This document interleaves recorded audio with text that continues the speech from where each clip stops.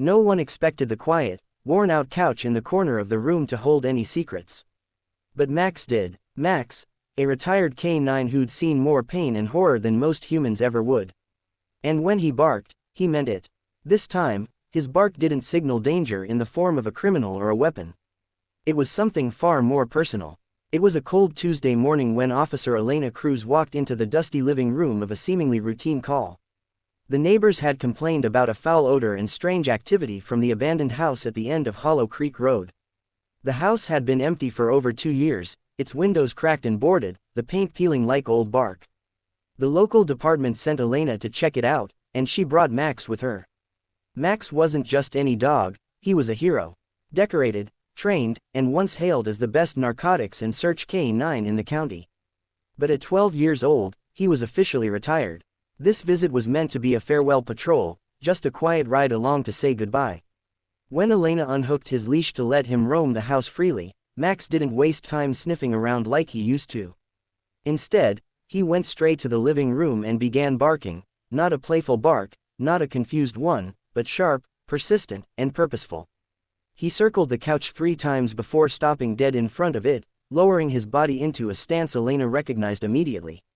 Alert, focused. Something was wrong. Max, what is it, buddy? She asked, kneeling beside him. She checked the couch, ordinary, beat up, moldy. Nothing visible. But Max didn't stop. If anything, he barked louder. The backup team arrived 20 minutes later, annoyed. What? The dog's barking at furniture now. One officer joked. Elena didn't laugh. He's never wrong. Still, no one took her seriously, until they began cutting the couch open. The moment the blade sliced through the cushions, the room was filled with the unmistakable stench of rotten damp cloth. Hidden inside, beneath layers of old stuffing and duct tape, was a small wooden crate. Inside that crate was the body of a missing teenage girl. The room went silent. Her name was Jessica Miller. 16 years old, missing for 11 months. Her mother had been searching tirelessly, handing out flyers, knocking on doors, her eyes sunken from grief. Many had given up. The case had gone cold. When the news hit the precinct, it spread like wildfire. No one had believed Max, the old dog, the retired legend, who many said had lost his edge. But he hadn't. He had just been waiting for one last chance to do what he was trained for. To make a difference. Jessica's mother, Anna Miller, arrived at the scene, tears streaming down her face.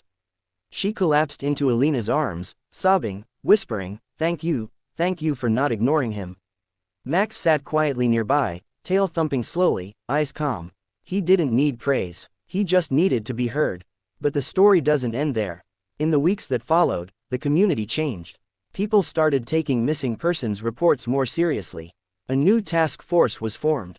Max's discovery inspired renewed efforts in other cold cases. More than anything, Max's final act reignited something deeper in everyone, the understanding that sometimes, the truth comes from the most unexpected voices. Even when they bark. It wasn't easy for Elena either. She had always struggled to be heard herself, a young Latina officer in a male-dominated force, constantly questioned, constantly overlooked. But she had trusted Max, not just because he was her partner, but because she knew what it meant to be dismissed. Together, they proved that instinct, empathy, and persistence could bring justice, even when the world had stopped looking. Max passed away peacefully 2 months later, surrounded by Elena and her family. On his grave, they inscribed, "He barked. She listened. A girl was found. A hero remembered." And now, his story is told not just in police records, but in hearts.